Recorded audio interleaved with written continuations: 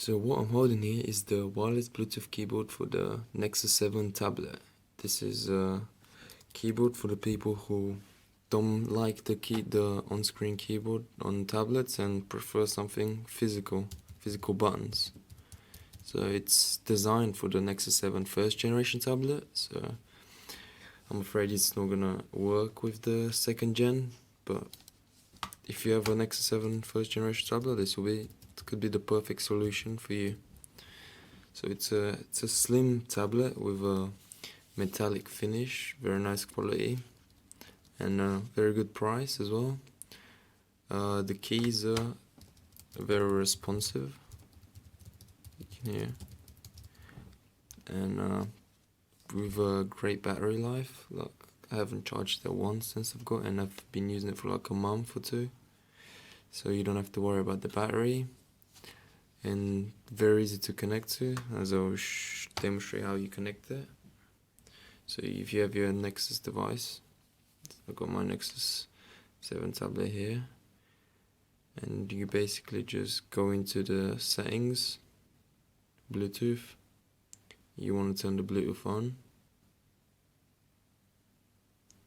I've already connected mine, so I'm just going to disconnect it, like forget, and show you what to do for new users. So when you turn your Bluetooth on, you want to make sure you turn this button on the tablet, on the actual keyboard. It says on and off button. You turn it on and wait for the light to come on.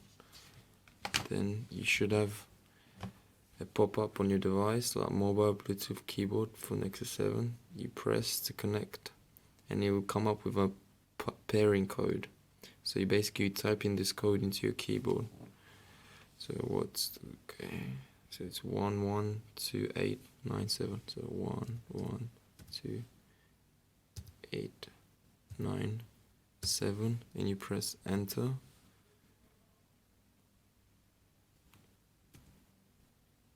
Right, let's try that again. 112897, enter.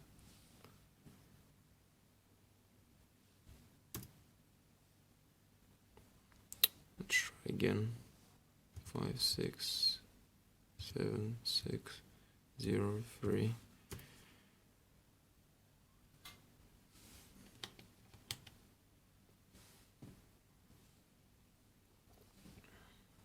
It doesn't seem to be working for me for some reason.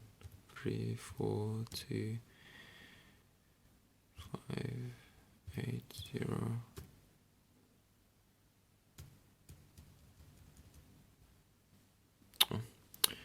Very stupid of me. You need to press connect until it's blinking, then pair with the device, and then 602099, and now it works. So it's connected. So you see connected. So if you want to go and type something, go to Google. Okay. I have the keyboard here, so I'm basically going to type in hello. And you can see it comes up hello. It's the lag is like almost unnoticeable. Type in. The bad thing there is a bad drawback on this keyboard, that the size of the buttons is pretty tiny, and so it could, if you're not used to it, it could lead to potential problems in typing. So if you and it's got this notch in there. This is basically, you slot in your tablet in here, and as you can see, it's a fair distance away from the edge to make it more stable, and so you can see, so it doesn't fall off. And you can just use it as a normal laptop, like a tiny laptop.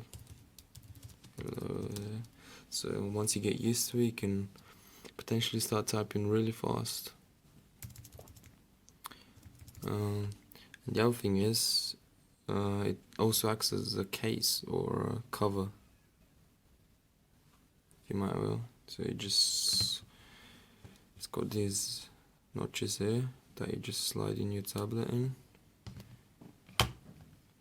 and it can act as a case, so it like grips onto this, grips onto here and acts as a case. And as you can see, the texture on the back is the same texture as the tablets, like this soft